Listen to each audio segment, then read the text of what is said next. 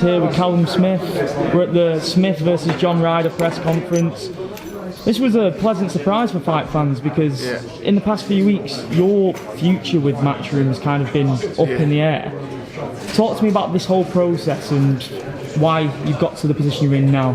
It was just it's pretty black and white, to be honest with you. I got an offer off a couple of promoters over in America, and listen, they were good offers. Financially they were very good, and they had plans to fight no other big fighters in their stable. And listen, it was, I've always said boxing's a short career and you've got to be selfish and do what's best for me. And I looked at the offers, and then Matchroom come with their offer and their plan, and I picked what was best for me. And I've always said I'm happy where I am at Matchroom, and until I'm not happy, then I'll stay where I am. And they provided a good plan, and come through there's plans for a big 2020. So that made me a decision for me, and I'm here today. And we'll move forward. But it was just I got offered two good offers, and I looked at them and made the best choice for me. This is the first time that you're fighting in your home city in a good few years now.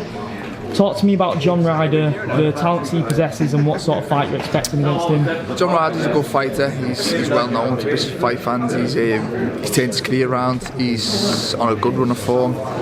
He's managed to challenge, so he's aimed a shot at me, and it's a big opportunity for him. He's coming to win. I've been in his position, and you don't know if another world title shot's going to come, so you feel like you've got to take this one. But I'm in good form myself. I'm in the form of my career. I'm #1 in the world for a reason, and I've said in the past, before any other Groves fight, any other fight I ever had, the best version of me beats anyone in the world, and I worry about myself. The opponent can do whatever he feels he does, and obviously my coach will study him and come up with the right game plan, but the best version of me beats anyone. And I'm confident in my own abilities, and John Ryder falls into that category. No matter what version of him turns up, I believe I've got everything that beats him.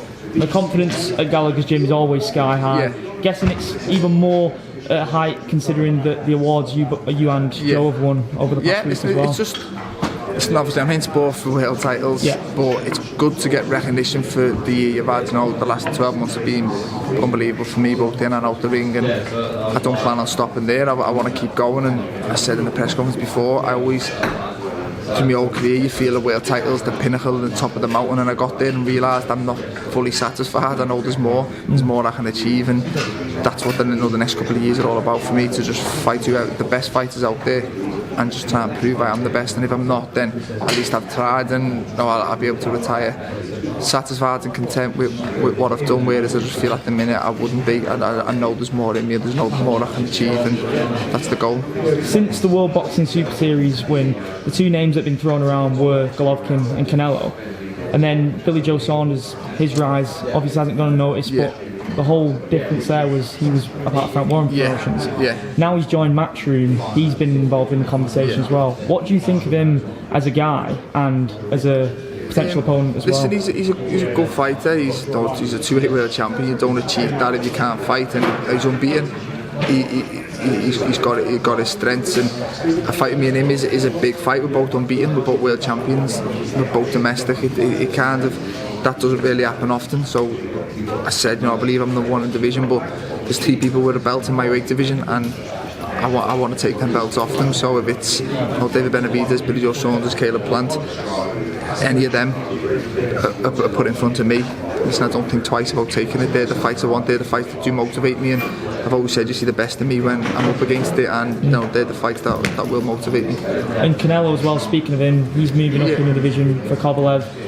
Were you surprised by that, and how do you see that one going? Yeah, I was. I thought when it was getting mentioned, it was just, the minute you think Canelo's talking about fighting Kovalev, you can't give him credit and say, he's got balls, but then I never really thought it would happen, and fair play to him, it's happening. And as much as people can say Kovalev's on the slide, he's still good enough to be a world champion, he's still good enough to beat Andy Yard last time out, and as much as you might see the head to head, there's not much different. He's naturally a lot bigger man than Canelo, so it is a risky fight, but I do think Canelo and Golden Boy are smart. They picked him for a reason. They know he's probably there for the taking, and it'll be a good scalp if he goes up and becomes 4-weight world champion. But I think I'd be surprised if he wins it and then looks to unify it light heavy. I think he knows the other champions are a bit younger and fresher and a little bit more dangerous, and I think he will move back down, hopefully to 168, which makes a fight with me a little bit more likely.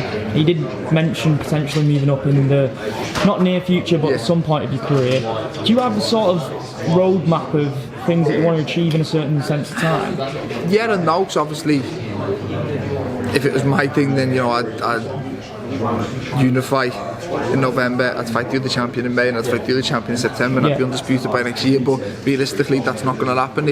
No, timing's a big thing in boxing, and obviously things aren't as straightforward, but I want to cement myself as the best super middleweight in the world, and I can still do the weight, I can still perform at it.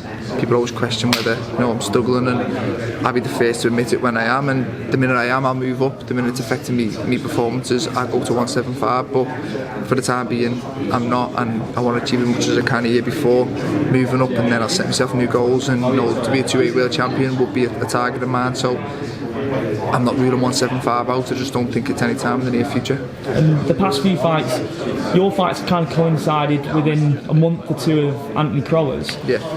Going into this one, you're going to be fighting the same month, but it's his final fight. So what's it been like for you being around that? And listen, I'll say this again, I've learned a lot from Anthony Crolla over the years as a fighter, just as a person. His dedication and the way he goes about himself has taught me a lot. Listen, as much as I give me training Joe Gallagher a lot of credit, the environment I've been in his gym has helped me improve massively. Anthony Crolla, his brother Scott Quigg, I've took little bits off all of them throughout the years, and I will miss Crolla in camp. He's a good person to train alongside, but listen, he's had a great career. I'm sure he'll retire after November 22nd, happy and content and satisfied with what he's done in boxing.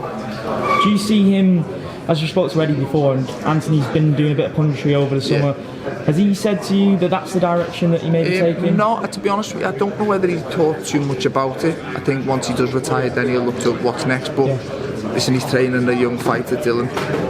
He may carry that on and take on a few more fighters. He may go a bit more into the punditry. I'm sure he'll fit into both categories pretty well. He speaks well and he's very knowledgeable, so it's up to him, but I do feel he will always stay in and around boxing. It's a big part of his life, and as much as he'll probably want to go and relax somewhere, boxing, it's contagious, it's a bug, and I'm sure he will stay involved, and I'd love to see him in Joe's gym helping out. Like I say, he's a good person to have around in the gym, but whatever he chooses to do, I wish him all the best. I have to ask as well, in November that month as well, kind of in between those fights, you've got the KSI Logan Paul 2 fight. I want to know what your stance on it is, and Billy Joe's going to be on the undercard as well. Yeah, listen, I understand both sides of it.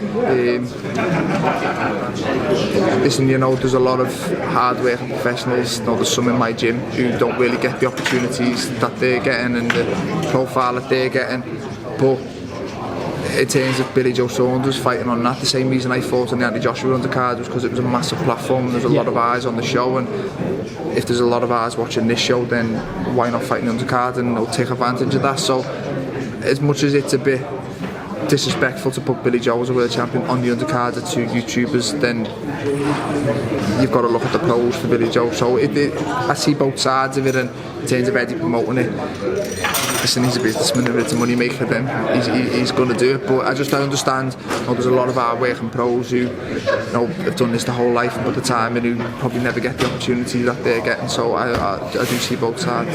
If you were in that environment somehow, would you find it difficult to be around those two guys? Probably, because it's just a little bit, like I said, there's a lot of good fighters who don't get their opportunity, and yet they're parading around like press conferences in America, press conferences in England, and it's just a bit. Press conferences? No, I didn't, to be honest. I don't even know when the first fight between them. I remember KSI coming to the gym to do a thing with us years ago, so I met him.